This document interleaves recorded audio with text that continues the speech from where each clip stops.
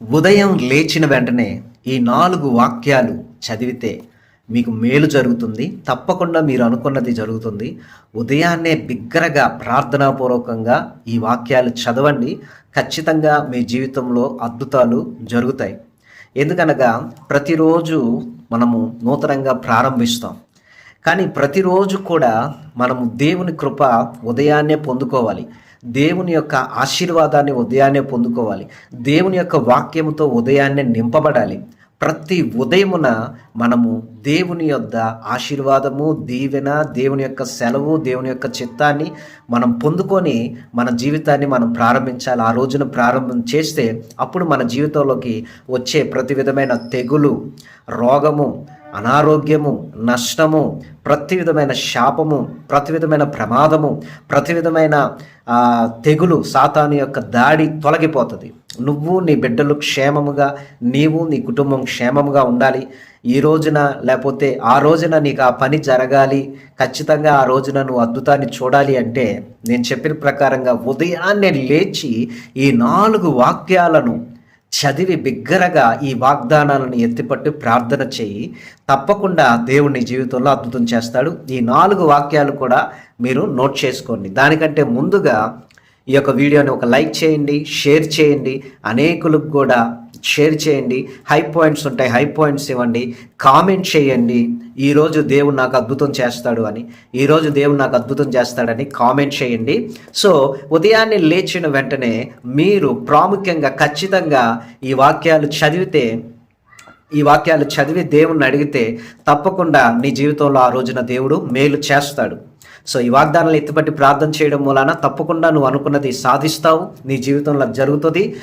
ఉద్యోగం కావాలన్నా, లేకపోతే వివాహం జరగాలన్నా, అప్పులు తొలగిపోవాలన్నా, శోధలు రాకుండా ఉండాలన్నా, అనారోగ్యం తొలగిపోవాలన్నా, నీ జీవితంలో ఉన్న ప్రతి విధమైన సాతానికి లయపరచబడి దేవుని చిత్త ప్రకారంగా నువ్వు ముందుకు వెళ్ళాలంటే తప్పకుండా ఈ వాక్యాలు చదవండి. నేను చెప్పిన ప్రకారంగా దేవుడు తన ఆత్మ చేత నాకు ప్రేరేపించి బోధించడం వల్ల నేను మీకు తెలియపరుస్తున్నాను. సో నీకు విరోధంగా రూపింపబడిన ఏ ఆయుధము వర్ధిల్లదు. యెషయా గ్రంథం 54:17.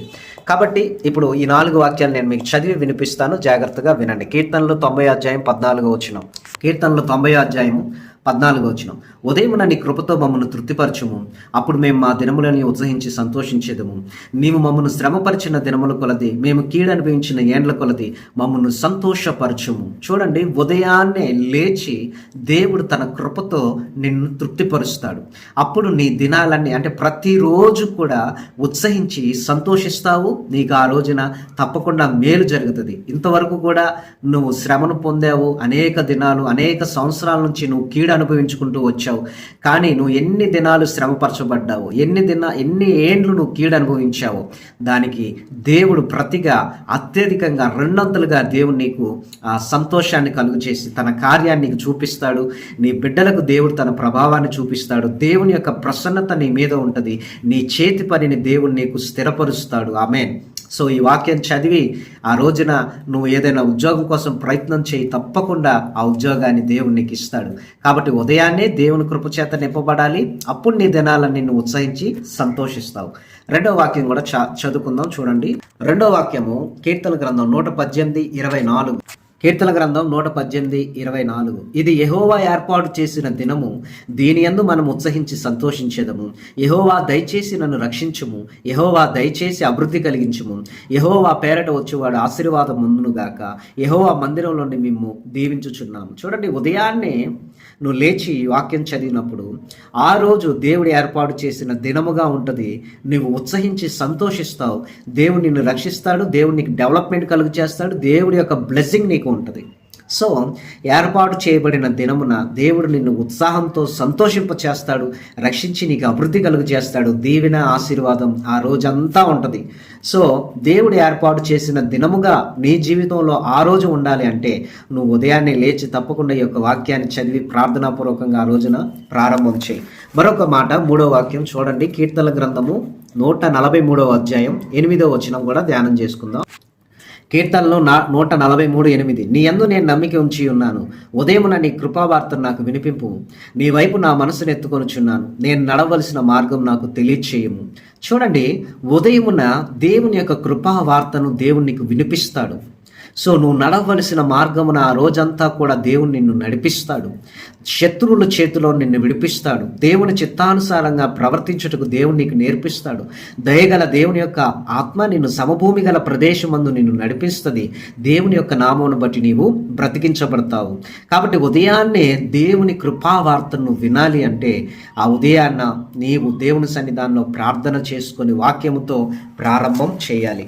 సో లాస్ట్గా మనం చూసినట్లయితే కీర్తనలు 30వ అధ్యాయం 5వ వచనాన్ని ఒకసారి ధ్యానం చేసుకుందాం.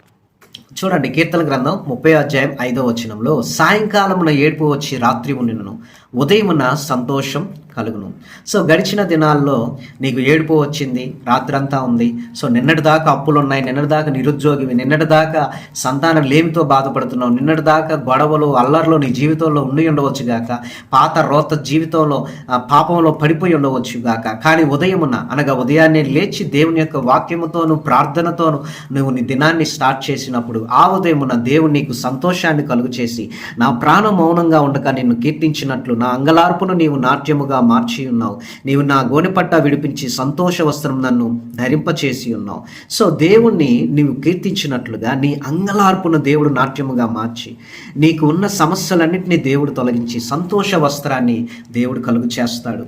చూడండి, గడిచిన దినాలన్నిటిలో కూడా ఏడ్చావు, ఉద్యోగం లేదని ఏడ్చావు, సంతానం లేదని ఏడ్చావు, నీ భార్య దూరంగా నీ భర్త దూరం అయిపోయారని ఏడ్చావు, అలాగే భయంకరమైన శ్రమలతో ఏడ్చావు, బాధలతో ఏడ్చావు, సమస్యలతో ఏడ్చావు, అప్పులతో ఏడ్చావు, అలాగనే ఎన్నో రకాలుగా బాధతో ఏడ్చి ఏడ్చి ఏడ్చి ఏడ్చి నీవు ఉన్నావు. కానీ ఉదయమున్న మాత్రం దేవుడు నీకు సంతోషాన్ని కలుగు చేస్తాడు. ఎందుకు?